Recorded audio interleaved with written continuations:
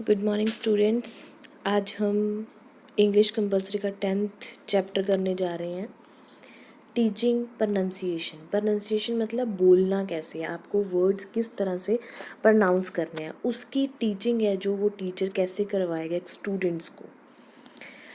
We are ever liable to forget से एक quotation दी गई है। Importance of speech can not be emphasized in more empathetic words. Importance of speech cannot be emphasized in more authentic words.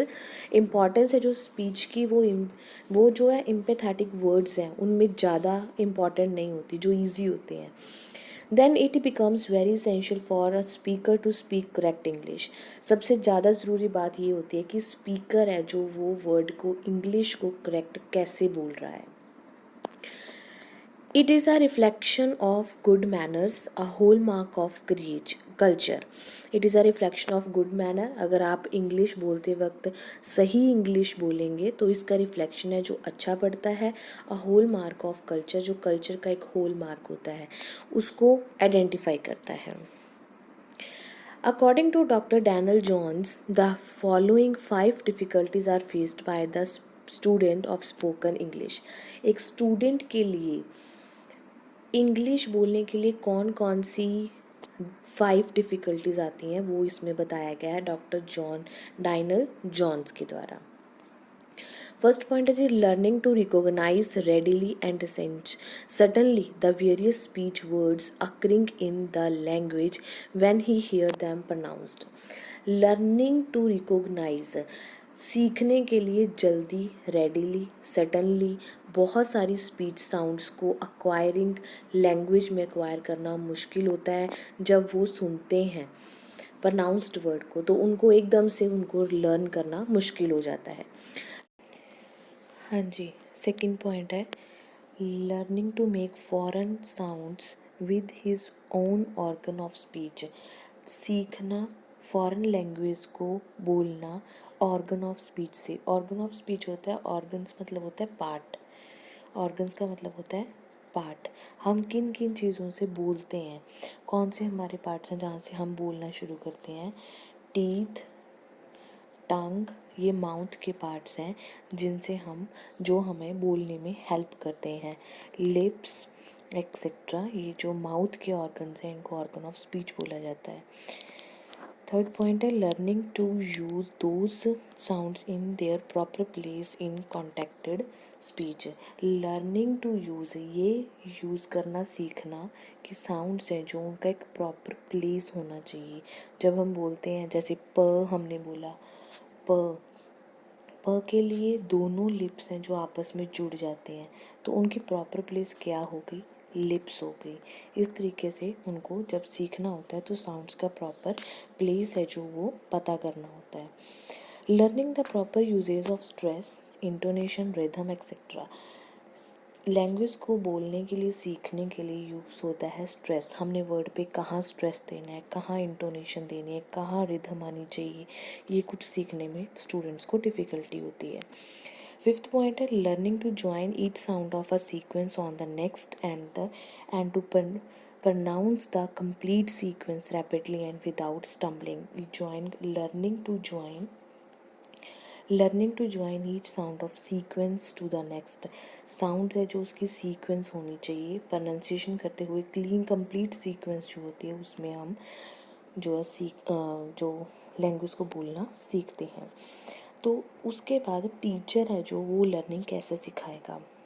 The following method teaching English sounds है। किन 2 तरीक़ों से सिखा सकता है। एक तो होता है वॉवल साउंड से वो सिखा सकता है। वॉवल साउंड्स होते हैं जो इंग्लिश को प्रोनाउंस करने में हेल्प करते हैं।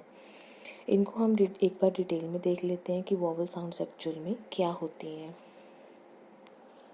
ये 12 वॉवल साउंड्स हैं। फर्स्ट वॉवल साउंड है ई, ये जो लंबी ई की आवाज़ आती है जैसे सीट, ये स ईट लंबी साउंड है जो ई बड़ी ई की है उसको ई से साउंड प्रोड्यूस करते हैं। उसके बाद होती है ई छोटी साउंड जैसे सिट, जो छोटी साउंड होती है उसको सिट बोला जाता है। ए साउंड आएगी, ए साउंड, इसमें हम ए की आवाज़ निकालेंगे और बड़ी साउंड के लिए ए की साउंड निकालेंगे। और उसके बाद हमारे पास आता है आ की साउंड, जैसे का, आ हमारा मुंह बिल्कुल ओपन हो जाता है, वाइड ओपन, तो वो आ की साउंड होती है। उसके बाद ओ की साउंड आएगी। उसके बाद छोटे ओ की साउंड आएगी, जैसे पोट, प ओ ट, पॉट, इस तरीके से।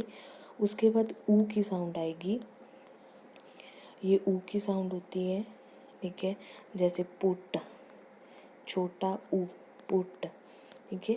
बड़ा ऊ जब आएगा तो उसमें हम ये साउंड है, जो ये सिंबल्स है एक्चुअली, जिससे हमें पता, जैसे पूल लंबी साउंड होगी तो वहाँ पे हम इस तरह से इनको प्रोनाउंस करेंगे, पूल। ये जो साउंड होती है ये अद्दक की साउंड होती है, जैसे बट, ब अ ट, बट, इस तरह से हम अदरक की साउंड यूज़ करेंगे। ये ये सबसे वीक वॉल है, वीक वॉल होता है, सबसे वीक होता है, इस पे हम कभी भी स्ट्रेस नहीं लगाते, ये एक वीक वॉवल होता है। जैसे फॉर एग्जांपल अबाउट, अ ब आ उ ट, अबाउट, ये इसकी साउंड ना के बराबर होती है, इसलिए ये सबसे वीक वॉवल माना जाता है। उसके बाद आता है आ के साथ र की साउंड लगी होती है, तो वहाँ पे हम 3 डॉट सिंबल यूज़ करते हैं, जैसे बर्ड, ब अ ड, बर्ड। अ की साउंड है पर साथ में र लगा हुआ है, तो वहाँ पे हम इसको, इस सिंबल को यूज़ करेंगे। तो इस तरह से ये वॉवल्स होते हैं, 12 वॉवल्स होते हैं इंग्लिश में। अब इनको टीचर जो है टीच कैसे करवाएगा क्लासरूम में। There are certain vowel sounds but particular to English में बहुत सारे साउंड्स हैं जिनमें 12 साउंड्स होते हैं।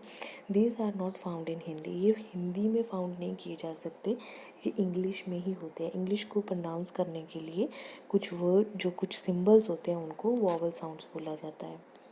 देयर आर जो मैंने अभी आपको 12 साउंड्स करवाए उनकी एक लिस्ट है ये। The teacher should not start with them, teacher यहाँ से स्टार्ट नहीं करेगा। He should give the students practice in speaking in sound with which exist in Hindi. वो क्या करेगा कि he should give the student practice in speaking a sound की practice करवाएगा बोलने में जो हिंदी में एग्जिस्ट करते हैं। Then making it base for the sound whatever similar to it but not to be found in Hindi. फिर उसके सिमिलर वर्ड्स को प्रोनाउंस करवाएगा जो हिंदी में फाउंड नहीं होते, वो सिर्फ इंग्लिश में होंगे। तो पहले वो सबसे बेसिक जो चीज़ है वो हिंदी से शुरू करेगा, उसके बाद वो इंग्लिश पे आएगा। He should proceed on. The next step is to present the two sounds in contrast. फिर उसके बाद वो नेक्स्ट स्टेप में जाएगा तो वो 2 साउंड्स को कंट्रास्ट करेगा। जैसे मैंने आपको बताया कि एक होता है सीड, छोटी साउंड, एक होती है बड़ी, एक होती है छोटी। अब ये जो है सीड, बड़ी ई की साउंड है, वो ये सिंबल है, छोटी ई की साउंड ये वाला सिंबल है, ये वाला सिंबल हो गया। तो इस तरह से वो 2 वर्ड्स का, साउंड्स का कंट्रास्ट करके बच्चों को के माइंड पे उसका इम्प्रेशन डालने का कोशिश करेगा। फॉर एग्जांपल, जैसे यहाँ पे एग्जांपल दी है, we take the sound E, बड़ी ई की साउंड ले ली। The teacher will give the drill मतलब होता है प्रैक्टिस करवाना, to the student in speaking this word. इसमें वर्ड में साउंड में बोलने के लिए बच्चे को प्रैक्टिस करवाएगा। इट इज़ बेटर, अब ये बेटर होगा कि if he produced with the sound at first in the middle of the words, then in the beginning of them and the end of in the final position. अब E for example, बड़ी ई है, इसको वो सबसे पहले middle में लेके आएगा, मिडल में सीट, स ई ट, बीच में आ गई ई की साउंड। उसके बाद वो क्या करेगा, बिगनिंग में लेके आएगा, बिगनिंग में फॉर एग्जांपल इट,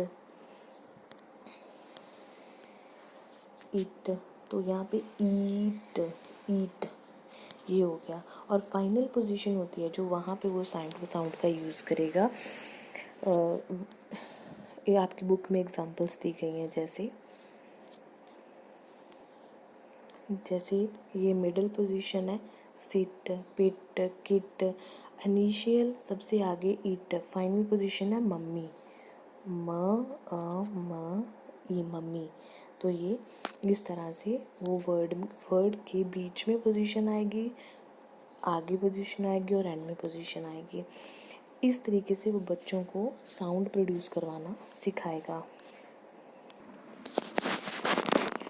इस तरह टीच करवाने से प्रोनाउंसिएशन को जो कन्फ्यूज़न की जो चांस होते हैं वो कम हो जाती है। At this stage there is a little chance of confusion where there are student commits a mistake. जब स्टूडेंट्स मिस्टेक करते हैं, teacher checks and corrected, teacher उसको चेक करता है और करेक्ट करता है। Then he should present an English sound which is similar to I but which is not found in the mother tongue of the child. English में जो sound होती है ई की, उसको ये जो ई है इसको हम ई बोलते हैं, जो कि मदर टंग में बच्चों को ये फाउंड आउट नहीं होती, दैट इज़ ए। जैसे कि इंग्लिश में इसको ई बोला जाता है, ABCDE, पर मदर टंग में इस जो है इसको इस तरह से फाउंड नहीं किया जा सकता। The sounds students should be given drill in speaking the sound in words as we have done in E. इस तरह मिडल में जैसे bag, bat, mat, net, set, pet, इसमें जो पेट, प, एट, इंग्लिश में तो हम इसको ई की साउंड से बोलते हैं, ABCDEFGH, मगर जब हम इसको साउंड में प्रोड्यूस करते हैं तो इसकी आवाज़ ए हो जाती है हिंदी में। इनिशियली जब इसको आगे यूज़ करते हैं वर्ड के, जैसे एग,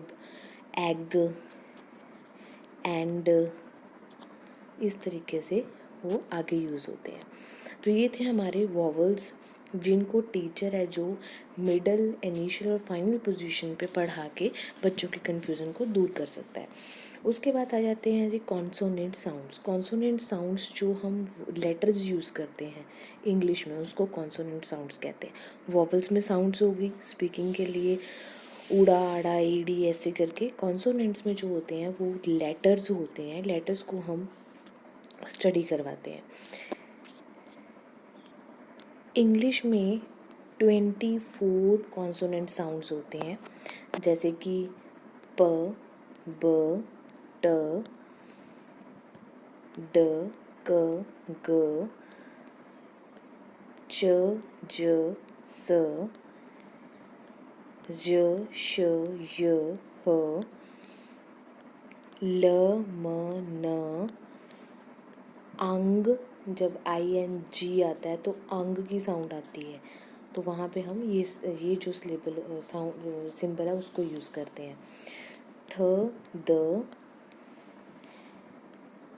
फ, व, य, यस वाला य, र, व, जैसे कि वट के लिए यूज़ किया जाता है। इस तरह से ये 24 साउंड्स होती हैं कॉन्सोनेंट्स की। इंग्लिश में 24 sounds.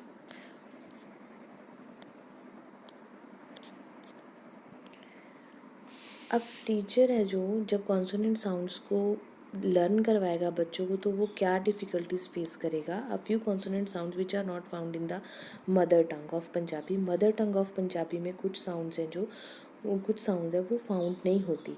Also present a few difficulties, कुछ डिफ़िकल्टीज़ के साथ प्रेजेंट करनी पड़ती हैं। These sound should be taught with special efforts, इनको स्पेशल एफर्ट के साथ पढ़ाया जाता है। जैसे कि वो कौन सी साउंड्स हैं, वो, वट, वो, wait, th, thin, the, then, pleasure, leisure, measure, वहाँ पे हम ये वाला सिंबल है जो यूज़ करते हैं। इस तरीके से ये कॉन्सोनेंट्स होते हैं जिनको हम, इनमें वर्ड्स होते हैं, लेटर्स होते हैं जिनको हम इंग्लिश को प्रोनाउंस करने के लिए यूज़ करते हैं, और वॉवल जो होते हैं उसमें हम साउंड्स को यूज़ करते हैं जो कि इंग्लिश बोलने में हेल्प